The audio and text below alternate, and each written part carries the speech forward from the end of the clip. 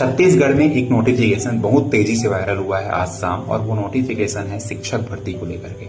शिक्षक भर्ती को लेकर के एक बड़ा अपडेट हमारे बीच में आ गया है और सहायक शिक्षक भर्ती के नोटिफिकेशन जारी कर दिए गए हैं ऑनलाइन एप्लीकेशन को लेकर।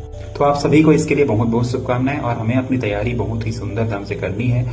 इसके लिए आप सभी के सामने मैं प्रेजेंट हुआ हूं। आज का टॉपिक गिजुभाई बधेका को लेकर के।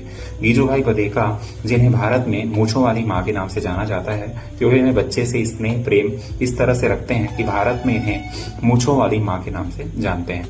और इस तरह से दिवस स्वप्न जो है इनकी कृति है, जिसमें इन्होंने बच्चों के लिए खेल खेल में शिक्षा पद्धति का भी जिक्र किया है। तो इन्होंने मारिया मांटेसरी की मांटेसरी पद्धति से प्रभावित होकर के इसका जो है भारतीकरण भारत में किया था। इन्होंने जो है बालक को बोझिल बस्ते या फिर किताबों से दूर रखते हुए करके सीखने पर जो है बल दिया था।